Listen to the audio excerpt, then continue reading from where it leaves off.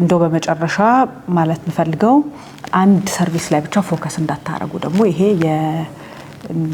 ከሌሎቹም የተማርነው እስካሁን ላይሰንስ ካረግናቸውም የተማርነው ነገር ነው ብዙዎች ትራንዛክሽን አድቫይዘሪ ሰርቪስ ላይ ፎከስ የማረግ ዝንባሌ ያለ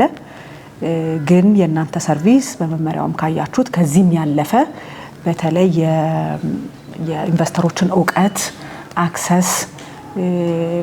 ሪሰርች በማድረግ አናሊሲስ በመስራት ያንን ደግሞ ዲሞክራታይዝ በማድረግ ሁሉ ሰው እንዲያገኘው ሁሉ ሰው በሚረዳው መልኩ በማቅረብ ብዙ ኢንቨስተሮች ወደ ገበያው እንዲመጡ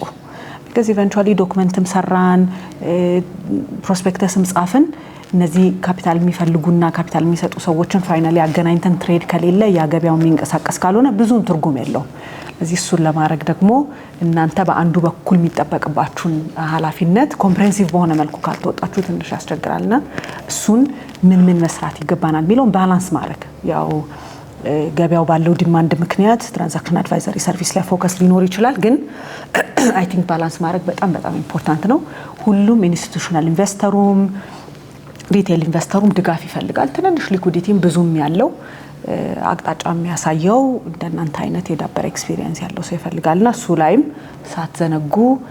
ቴክኖሎጂንም ሳትዘነጉ በዛ የታገዘ ሰፖርት መስጠት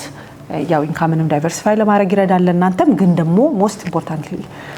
ለማርኬቱ ደግሞ በደም ማርኬቱን ሊኩዊድ ለማድረግ ጥልቀት ያለው ለማድረግ እና ቫይብራንት ለማድረግ ስለሚያግዝ እሱንም እንዳትዘነጉ አደራ ለማለት ነው